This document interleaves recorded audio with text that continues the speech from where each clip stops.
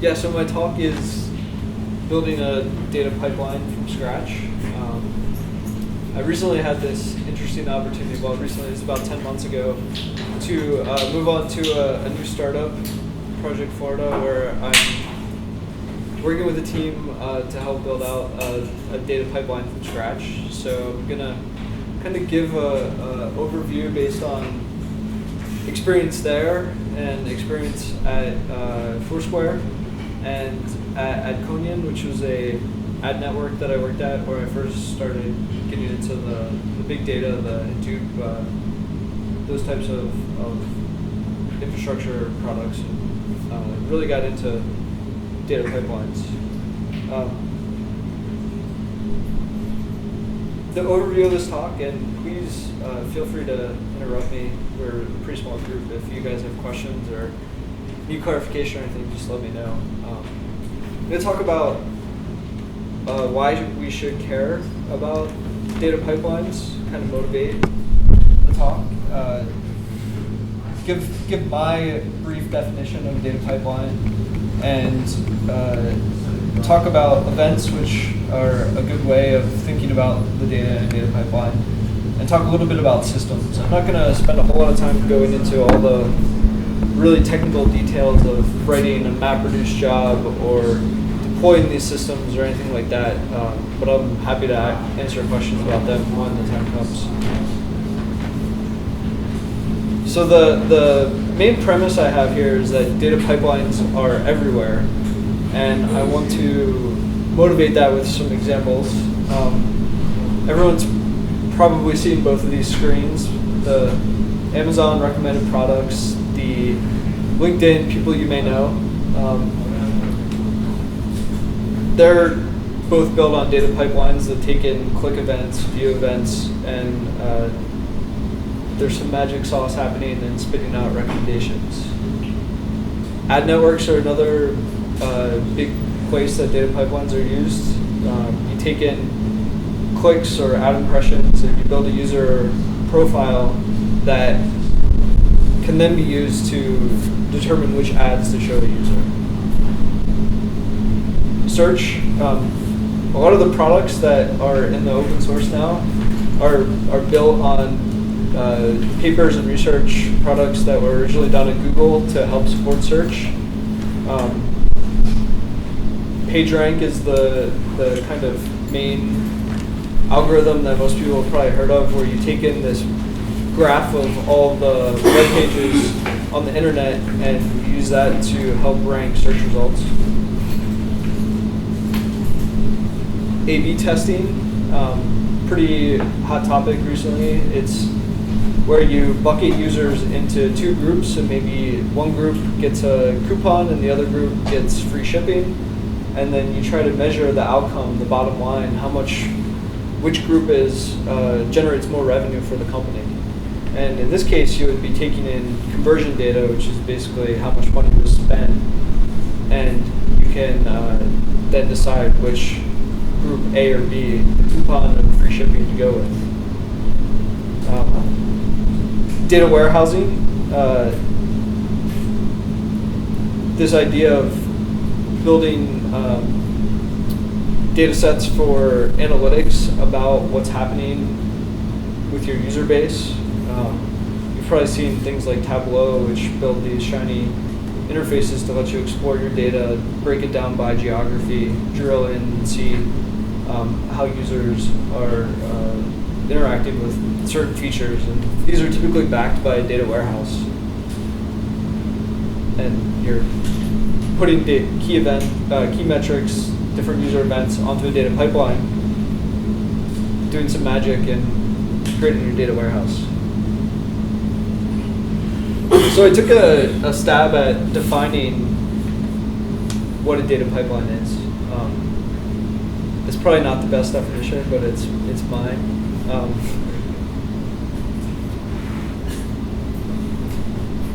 And the definition is this: a data pipeline is a unified system for capturing events for analysis and building products. So we just talked about all these different examples, but you could think about a setup where you you power all these different features, or some subset of them, by taking in all these different user actions, putting them on a data pipeline, and then using that data pipeline to build all those features, all those, your data warehouse, and also support ad hoc analysis that you couldn't do before.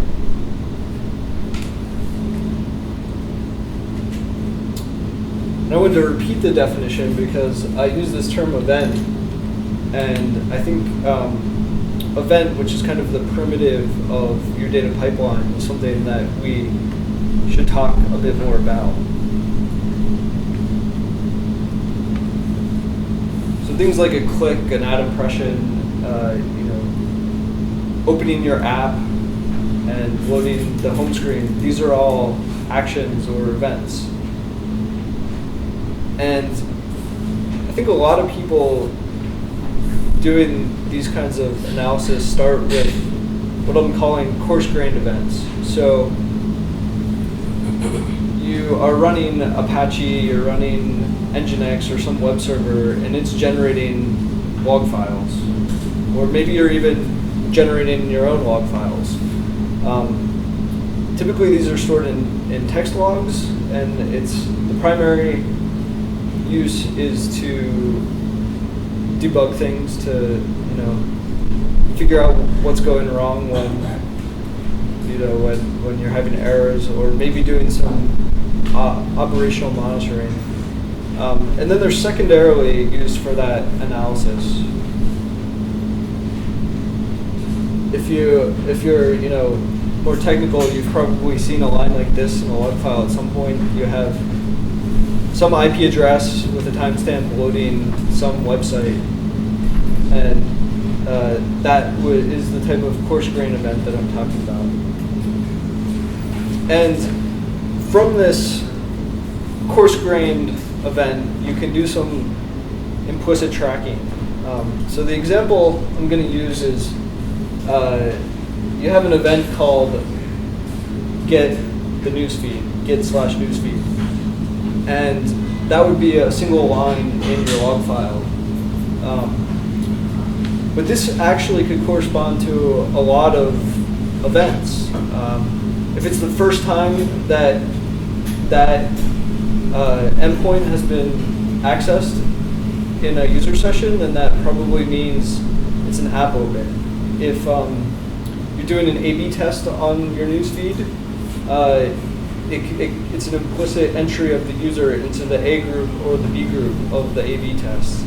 And you can go on and on. And we had this situation, or I've seen this situation a couple times, and what ends up happening is you have all this application logic to generate the response for the /newsfeed.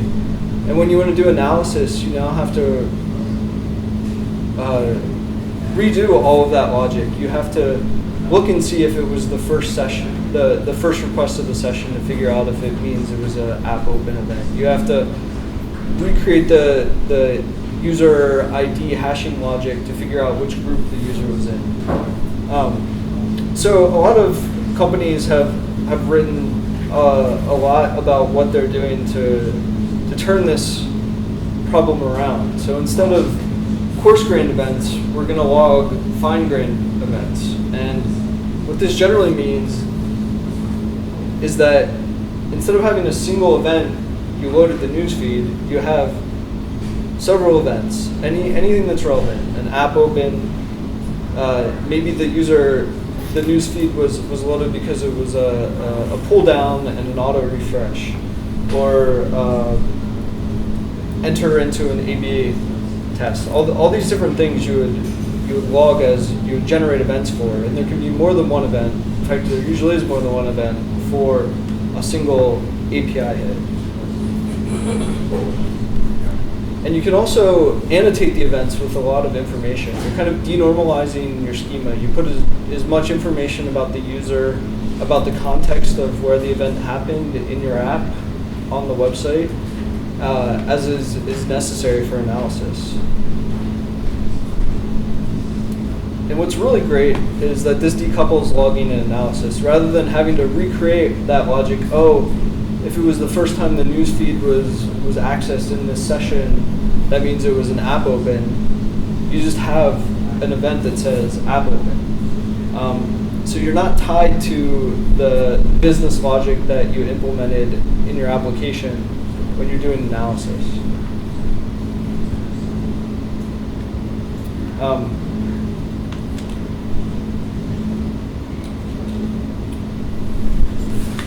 In terms of event logging, I talked about the HTTP Apache style logging, one text entry per line. A lot of people, you want to go to this event-based approach. The first thing you do is you use JSON or you use CSV. And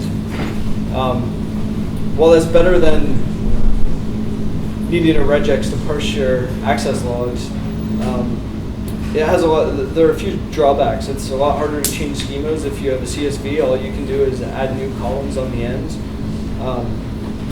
It's pretty inefficient. If you're generating billions of these events per day, and for each event you're running it through tens of jobs, you're parsing JSON tens of times, and you've probably compressed your JSON files pretty heavily because raw JSON is really verbose. So now you have to pay the overhead of CPU to decompress the data. And on top of that, if you have to encode this logic about schema migrations or changes to the data in your parser logic. And that means your parsers now have to, if you want to write something in Python and something in Java, you need two of them. So again, the big internet startups kind of paved the way talking about schemas for their event data. You had Google introducing protobufs, Facebook introducing Thrift. The technologies don't really matter. The idea, though, is that you have a schema that defines your data, and the schema is building a contract saying that my data will have these fields, and each field will have a certain type, and it provides a mechanism to add new types of fields to your data, because you can have schema version 1 and schema version 2, and as long as you're doing non-destructive changes to the schema, version 2 can read version 1.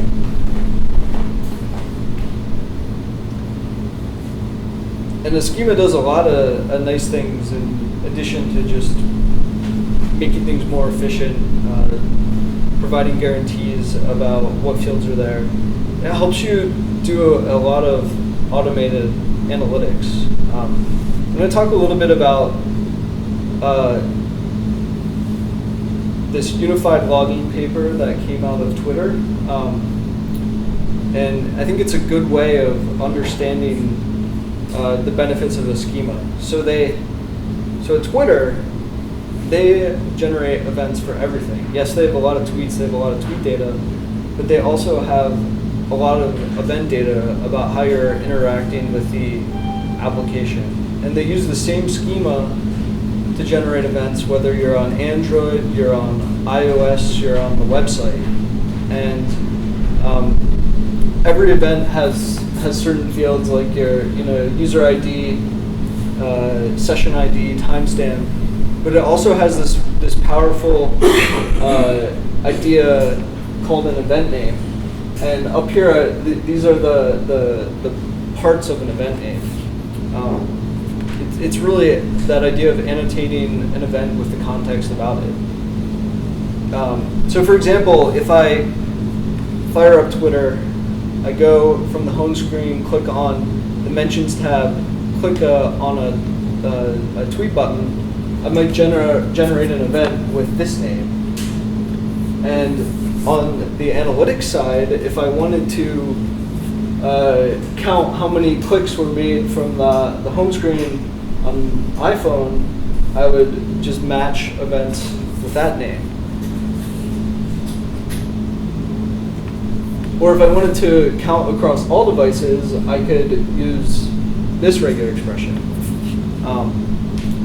And that does a lot for ad hoc analysis, but you can also think about generating reports by, instead of just using a wildcard here, you group by the device, the client type. So you would get an account for iPhone, you get an account for web, you get an account for Android.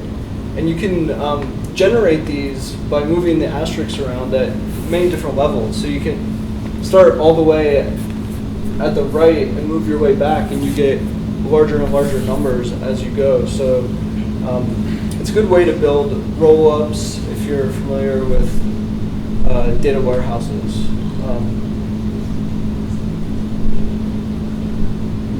Okay, so talked about kind of motivation, what a data pipeline is, a little bit about events, schemas, and now I'm going to kind of get into more technical details about the systems in a data pipeline, and give a few recommendations about the technologies and tools that I am planning on using, or I would recommend using if you were to start a data pipeline from scratch. So the first one is an event framework. We talked about how you have a request coming in, and you might be generating several events for that request. So you need a mechanism that makes it easy to generate these events. So it's something like val event is my event, and I just say event log.log event, and that magically puts the event into the data pipeline. Maybe adds annotations based on what's in the request automatically. So it should be really easy to generate these events. And if it's really easy to generate these events, then you're probably going to generate a lot of them. So the second requirement is a really big message bus.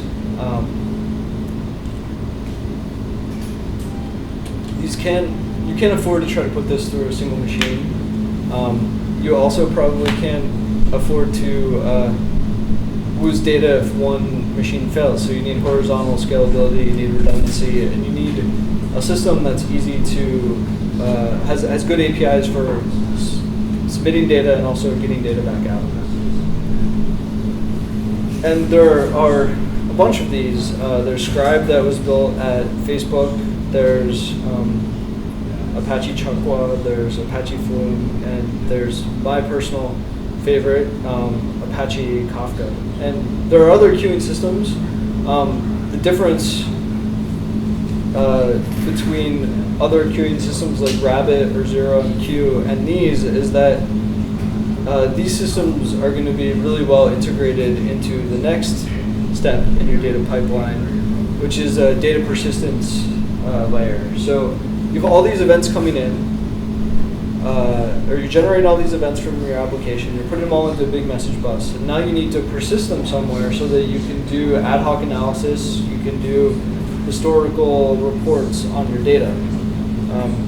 And really the only two solutions, unless you're working at Google, are to use Hadoop, Hadoop's distributed file system, or Amazon S3. I guess their OpenStack has an API compatible S3. There's Google Compute Engine, which also has an API compatible version of S3. And then you need some tooling to get data into your persistence layer. And these are two tools that the Kite software development kit and Spring Hadoop that encapsulate a lot of the best practices about moving data from your message bus to your persistence layer.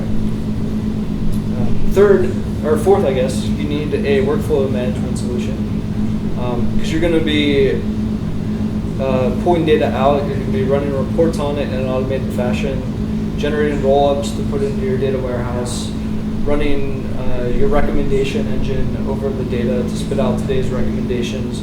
So you need a way to represent the dependencies between these parts of the data pipeline and to coordinate them.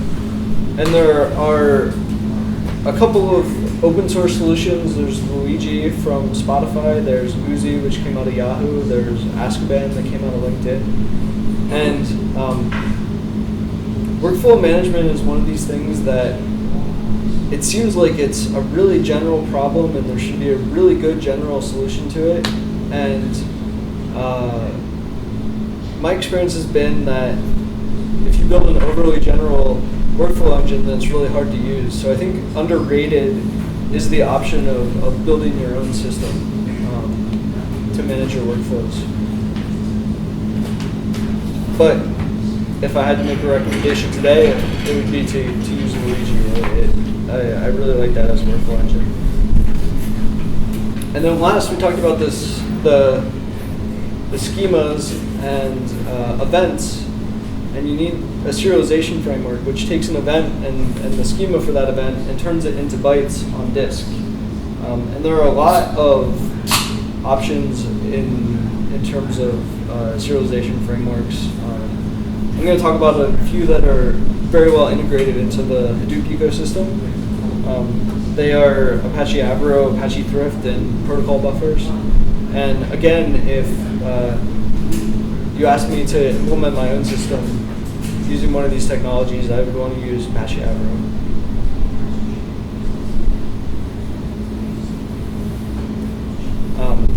So now you have your serialized data and persistent storage, and you need to do your batch processing. Things like Hadoop to do MapReduce jobs that are running over tons and tons, gigabytes, petabytes, terabytes of data. Or Apache Hive or some other SQL and Hadoop solution to run Adhoc Analysis over data. So MapReduce is a framework for writing distributed jobs, but it's verbose. There are only two operations you can do on the data, map or reduce. So you want to use a tool like Hive to write either SQL or some other higher level language on top of MapReduce, and those systems translate a SQL query into a MapReduce job or a data flow into a MapReduce job. And if you put it all together, this is kind of what I'm envisioning. So, like I said, you have data, you have a logging framework so that you can really easily generate events. You have a data serialization framework to convert your data with its schema to bytes on disk, which get put into your message bus, eventually making their way to persistent storage.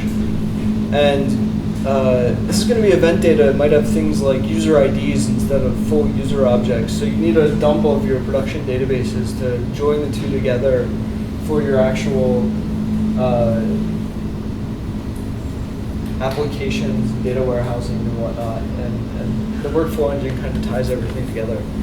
And this is a really, really powerful platform. And like I said, these were the systems I would use if I was starting from scratch. But really, the important thing is to use something. Don't reinvent the wheel on all these. There's a plethora of great open source tools.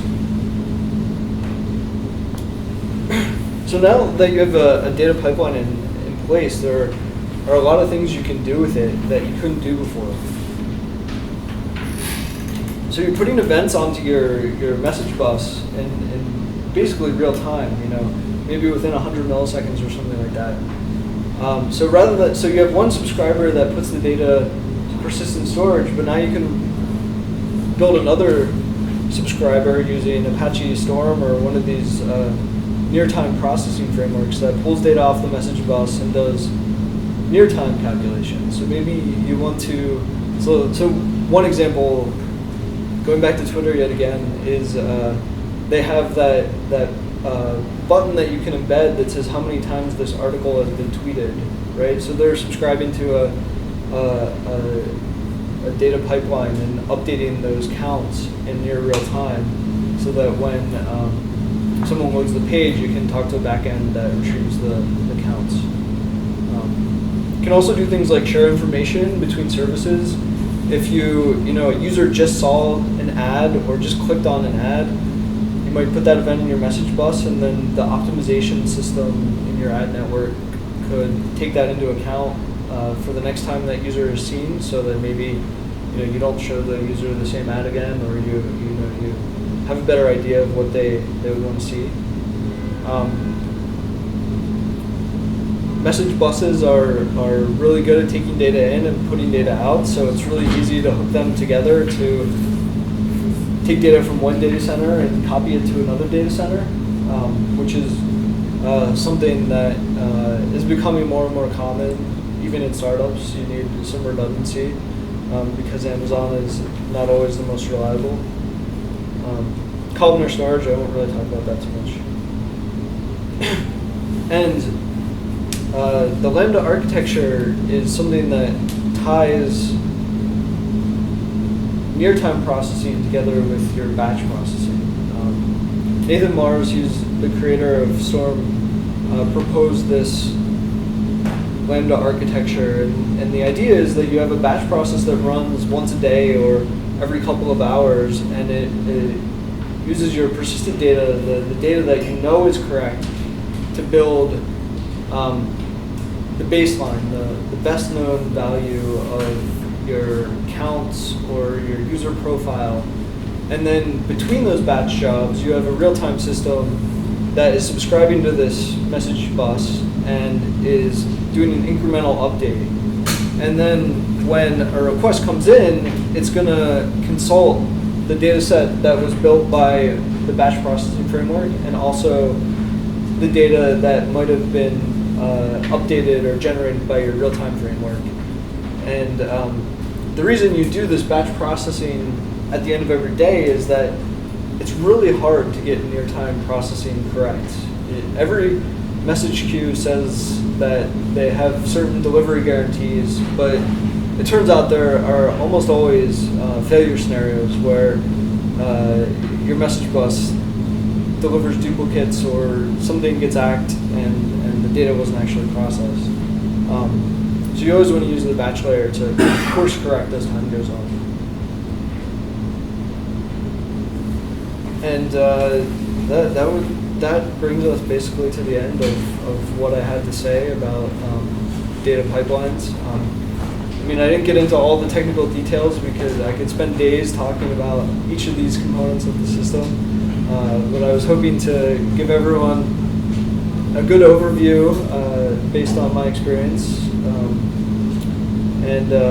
Yeah, these are some of the key takeaways. Data pipelines are everywhere. It's really powerful to think of data as events instead of lines in a log file. And this premise of a unified data pipeline is really useful. And don't go building all this yourself. There are plenty of open source tools to do it for you. It's really a matter of taking the pieces of the puzzle and putting them together in the right ways. And most of these ideas in this talk are not my own. It's just kind of I've processed what other people are doing. I mean, I certainly have experience with these systems, and I know what doesn't work, and I know what has worked well so far. But a lot of the experience I gained was based on other people's hard work. So definitely check out some of these papers and slides, folks. Yep. I wonder if you could maybe talk a little bit about how you go about testing a data pipeline, sort of gain confidence that it's actually collecting all the events and not dropping anything. How do you sort of close the loop on that? So yeah, so the question was, how do you test a data pipeline? There are a couple of solutions. The best one, and this is usually not a popular one, is that your pipeline should be considered a core piece of the application. And if for some reason sending an event to your message bus fails, it should fail the request.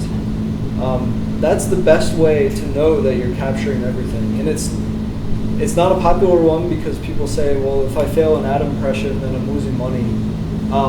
But there's unless you fail that ad impression, there's a bad, people probably aren't going to fix the problem. It becomes something that doesn't get debugged, it gets shoved under the carpet.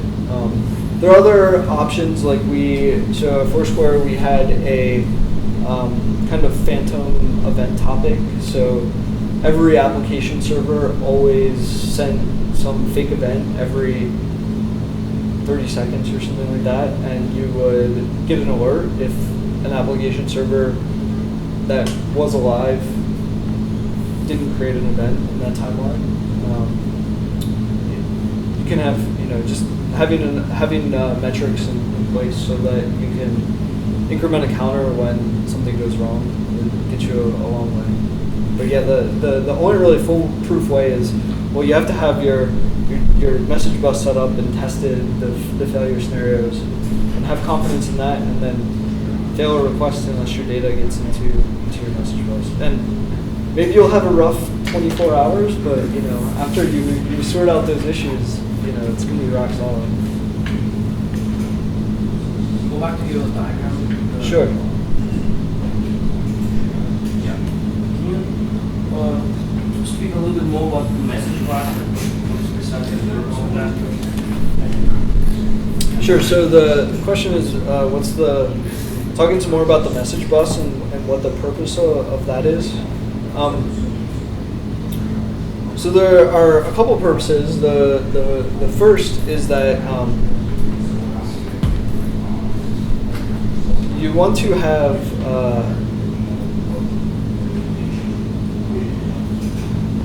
you don't want to do event processing in a synchronous way necessarily. So you wouldn't want to, on the request path, persist an event directly to your persistent storage.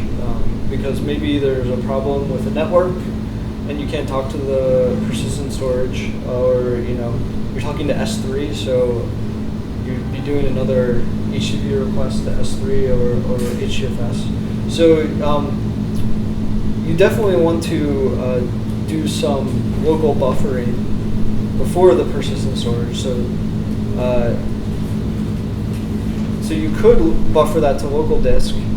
But then you now have this massive problem of how do I get data from all the local disks to my persistent storage. So you've kind of pushed the problem around. But the main reason you want this message bus is it's a powerful primitive. Persistent storage is just one of the use cases of the message bus. The others are near-time processing. They can pull events off to do update counters in real time. You can use it to communicate information in an asynchronous, loosely coupled way between different services in your backend. It really opens up a lot of possibilities for processing. So if I understand this correctly, in a very simple scenario, for example, if we have application, we have, let's say, 10 servers that run the 10 application servers. Each of them is creating some sort of log file. And then we have one central location where we store all the logs, so that would be your persistent storage. So message bus is actually some sort of module that will asynchronously accumulate those logs from each of the 10 servers and push it to that one central location, correct? Yeah, so it's message bus lets you think about data with events as a primitive, not log files as a primitive. So the way something like Apache Kafka or Apache Flume works is that you're doing an RPC from your application to put data into the message bus. You're not writing it to a local disk unless there's a failure scenario in the network or something like that. So you're generating events, and each event is being put into the message bus in near real time. The latency typically is, a couple milliseconds or maybe 100 milliseconds or something like that. So you completely bypass the local disk. I mean, if you're generating these events in the way that I'm saying, you're going to need a pretty massive local disk in order to buffer them all up locally. So that's another reason. Can you talk a little about the learning curve associated with just, for example, this slide, like how, just out of the box, do they run kind of, is there a lot of configuration, or is it pretty easy to use them kind of out of the box? Yeah, so talking about the learning curve and configuration. Let's see. So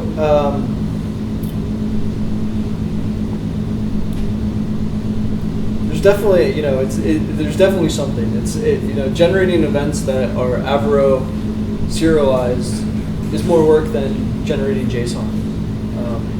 But the bet with each of these systems is that I would say even in the medium term, you're gonna gain efficiency. Something like Kafka is super easy to set up and deploy. We've got really good docs.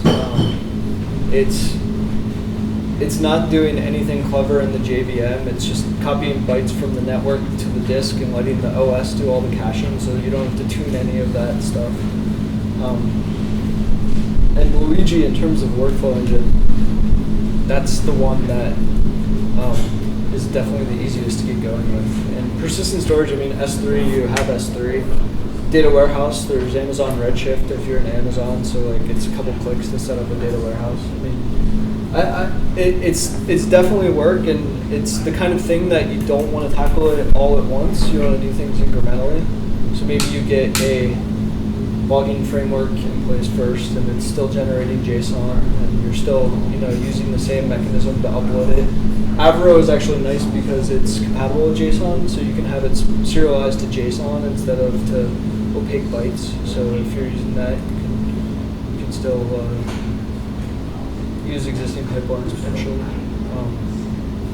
So there's a learning curve, but I would say that it does pay off in the medium term, if not the short term, for a lot of these things.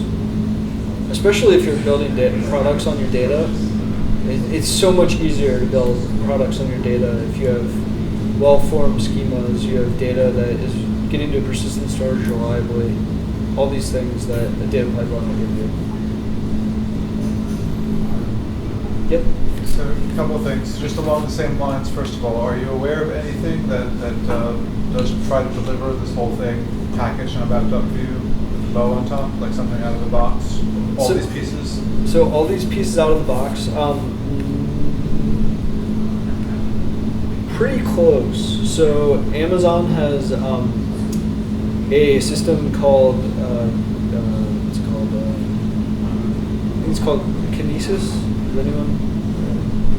Is that the right one? So Amazon has Kinesis, which is basically a big message bus, and then they've also given you the logging framework. So they have implementations in Java, they have implementations in Ruby, Python, what have you, and they also have a system to persist data to S3 from Kinesis.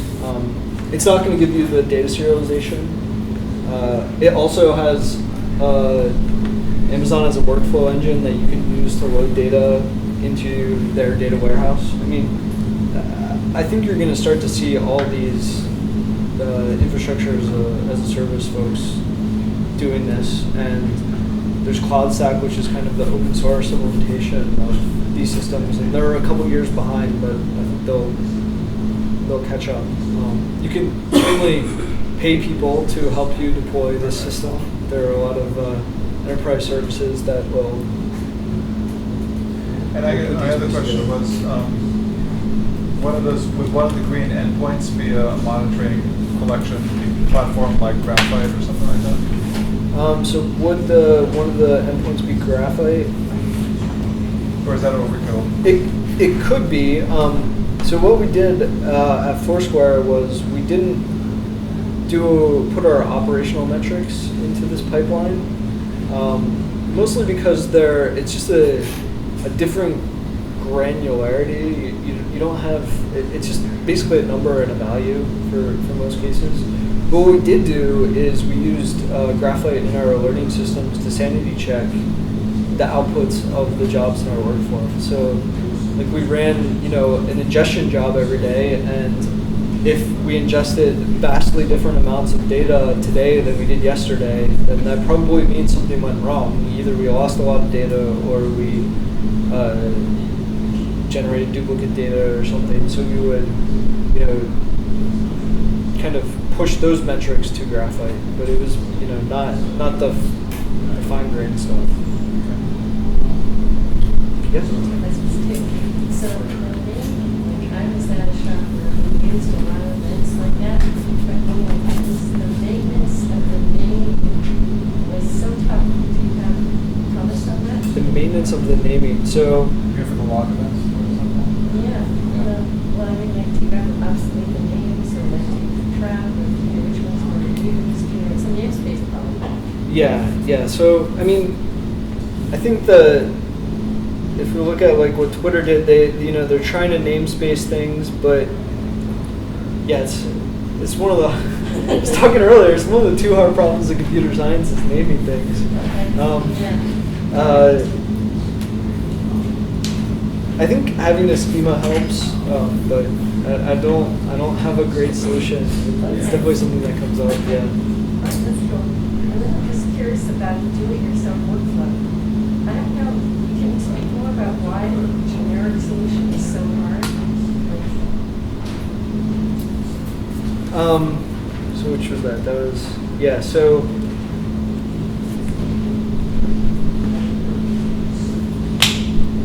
well, I should. Firstly, like, Yeah, why yeah. is it easy to build your own computer, right? Well, I wouldn't say it's super easy to build your own, but there are a lot of components that you can use. There are event frameworks for Python, there are event frameworks for Java, Spring Batch is a big one. So like there are all these components that make it fairly easy to build your own. I would say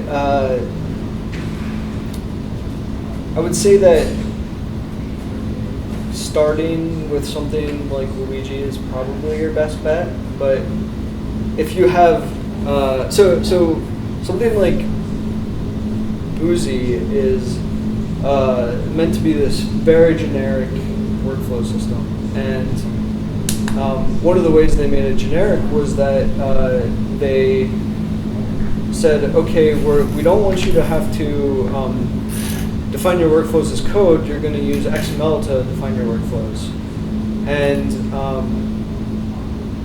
you end up with these levels of indirection that make it hard to debug when something goes wrong. But you also have support for everything under the sun that you could ever do with a workflow engine. You're probably using some small slice of that, and the small slice you're using, there's probably something that the workflow engine doesn't do correctly. And if you want to, and then so now you're like, okay, well I'll just fix the workflow engine. It couldn't be that hard. I mean, and you look at the source code and you're like, wow. So one of the things I like about Luigi actually is that it's very easy. It's written in Python. It's very easy to hack on. If you have a problem, you want to add a new type of task. It's really simple primitives. It's really easy to work with. And that's what you should be going for with your if you were to build your own as well. Yep. Talk a little bit about people consuming the results of this. So, if your data scientist is, ultimately, doing Hive queries or how you communicate, changes and deal with ambiguity. How do you document things so that people consuming the data know what it is that they're getting? Yeah, so that's a good question. How do we know? How do you document what the intricacies of the data? Like, hey, we had a bug on this day and the value is wrong, or what does a particular field mean? I don't know if there's a great solution to that. What I've seen in what we did at Foursquare was we had a tool for doing ad hoc analysis, and we built a wiki into that so that you could go in and annotate fields in tables, fields in data sets, and write that, share that domain knowledge that the person implementing it. But a lot of times, a question would come in, what does this field mean, or how do I get at this data? And the only solution was to go and look at the source code. And that was very much when we were in a situation where we were using the coarse-grained logging. But once you start doing fine-grained logging, it does solve a lot of these problems because you don't have to deduce things about the data. It's you've generated an event that says app open. You're not saying, all right, what are the different situations that can represent an app open or a homepage load in our data? But yeah, there are definitely subtleties and fields, and I think a wiki is a really good way to solve that. I don't know of a better one. Yep. I just have two questions which are not exactly related. They're more around one is around the Adhoc Analysis. What are the tools which are best, like the you would suggest for Adhoc Analysis? And related to that is, I actually work for private equity fund, and the fact is we do a lot of analysis of balance sheets. So what we do is, people do write a lot. So our data sets are much smaller, like way smaller than what you guys have. But the fact is the relationships are much deeper. And so it's a slightly different problem. So if you have a metric number, like if you update one of the balance sheet numbers, it might update like hundreds of metrics which are running on top of it for like these calculations. So like most of the things that I see on the net or like where I read are structured towards these kind of problems where you have much larger data sets but the connections are much bigger, and it's mostly about forcing the data, like you can drop off your events and it will not really give you. But against that, like a problem which is more computationally intelligent, which has more relationships, it's like doing a topological sort of a very large graph. Like how do you do those things and how do you do more ad hoc analysis? Like what are the tools? Yeah, so I'll talk the first question on ad hoc analysis. So in terms of like big data tools, this is like the biggest growth area right now. Everyone is generating or building a new SQL on Hadoop, SQL on S3 solution. So there are tons. Facebook has one called Presto. Cloudera has Impala. There's Apache Hive. I mean, there's a whole list. Like you can find. One of my former colleagues actually wrote a good blog post that summarizes some of these.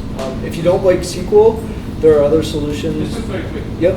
What are the normal latencies that you see for like maybe you can for the data sets that what will your latency you'll see in these tools? Yeah, so that's a good latency in these tools. So, like I said, going to the message bus, it's tunable. So for No, sorry, just for Adhoc. Let's say your data is already now in your data. okay, yeah. So what would be the latency? Yeah, so for the latency for analysis,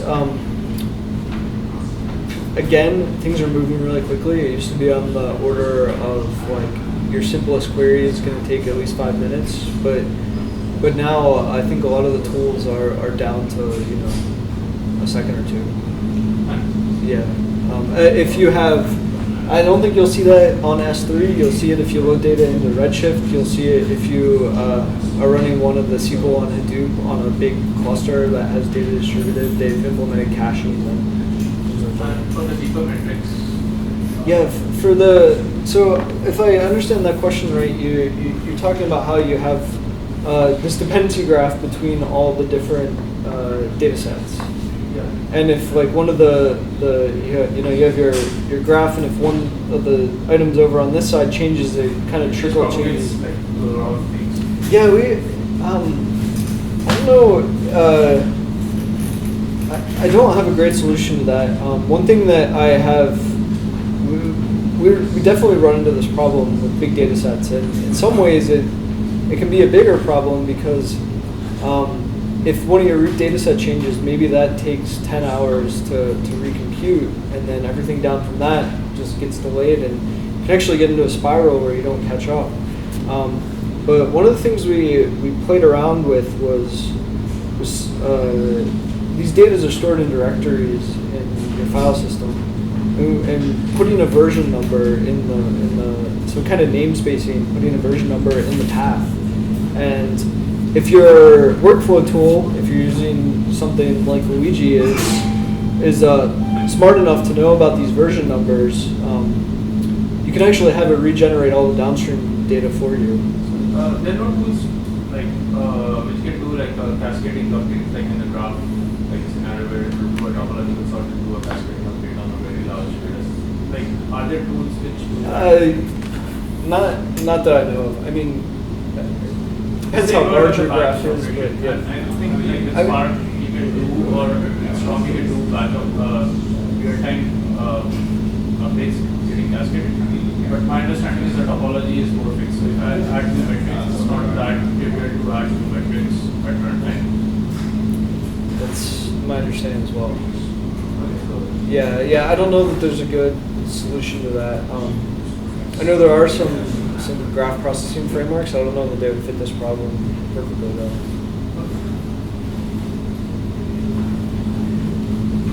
Yep. How do you think about the trade-off between performance degradation and generating a lot of event data? Like, what's the right trade-off between? The trade-off between log data and like, I could actually performance generate an event for degradation. everything that the user does, but I'm assuming that it comes at a cost of performance, either on your web app or at on some backend service that's generating that event, especially when you consider that it's talking over the network and sending all that kind of stuff. So at some point, I'm assuming that it becomes pretty large. That doesn't matter. There's a couple. So in practice, I don't know that. I think it would be hard to hit that limit. So first of all, like the clients through your logging framework, if you're using most of these systems, are going to be smart. They're going to batch stuff up locally. They're going to compress data before they put it on the wire. So there's that's kind of getting around your answer, but in practice, or getting around your question, but in practice, like you can log a lot and it's not going to cause degradations. Now there are systems like there's a system called Zipkin, which is a distributed tracing framework. So if you have a request coming in and it talks to all these backends, it'll generate an event whenever a request comes in or a request comes out. And that does, you're talking hundreds of events per request, and that will hurt performance. And what they do there is sample, but that's for an operational thing. You can scale these things out really well, though. All right. Cool. Yep. Wondering, instead of using sort of like a message bus, use sort of like a log processing framework, Logstash will be the advantages there. You always have the logs that you're making that you want. Like, they're not trapped within the message bus. It's sort of kind of like carry or return format each time you compare the advantages and disadvantages of both. Yeah, that's a good question. So those that don't know, there are these systems like Logstash. There's commercial tools. I can't remember the names. Splunk, yeah. So those systems, you have lots of applications outputting logs. They centralize it, let you query them, and do these types of things to search for a needle in a haystack or to do aggregations. I think I would say two things about that. The first is that those are typically more operational. So you might run those in parallel to your message bus, and I do think some people do that. So that's one thing. The second is there are search on Hadoop is a very big topic right now. So like I was saying before, if you use Avro, there's a JSON representation. You can serialize your events to JSON. And what they've done is they've integrated Solar Cloud. Solar is the search, this indexing system, and Solar Cloud is a distributed version of it. And what it does is it builds up search indexes very similar to like what Logstash would have on top of your data sitting in HDFS. And because an Avro file is self-describing and knows what the schema of the data is, and it can convert it into JSON, and you can use all the same query functionality that you would want from Logstash. It's just going to be on your events, not on requests or whatever other kinds of operational logs you need. That's fine if the application already does everything, it's just the logs. Yeah.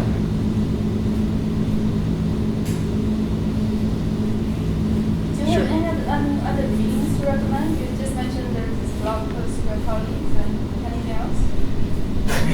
Well, so that brings me to my shameless plug. I run a mailing list called Hadoop Weekly, and if you go there, I have archives, and I think it was not this past Sunday, but the Sunday before, where my colleagues overview on 10 SQL and Hadoop systems was summarized. Would you say Adhoc Analysis and data warehouse is separate? Should this really be the same? So the question is, ad hoc analysis and data warehouse, are they the same? I think you should strive to answer 90% of your ad hoc analyses with your data warehouse. But there's going to be 10% where you need to go over raw data, or you need to apply a function that you can't represent in a data warehouse, or you need to reuse your business logic from your application to do it. I think there's the 10% where you need to go over the raw data and do some custom logging. Maybe you're joining with another data set, or there's situations that come up. So in other words, instead of if you need a new metric that requires looking at the history, right, and basically build an entire history of this new metric, it's easier to do it directly on, for example, on ADFS rather than rebuilding this with a data warehouse or something. Yeah, so I think there's two things. If you want to add a new metric, it's going to be really easy to write a MapReduce job to build the long-term, the historic backfill for that data. We did that all the time at Foursquare. The second, though, is someone asking for that metric because they want to ask one question and that's going to be the only question they ever ask of that metric, or is it something that they need all the time? And if it's something that they only need to answer one question one time, then you can use Hadoop to do that analysis, and you save yourself a lot of pain. Well, thanks a lot. Thanks for the questions. It was great.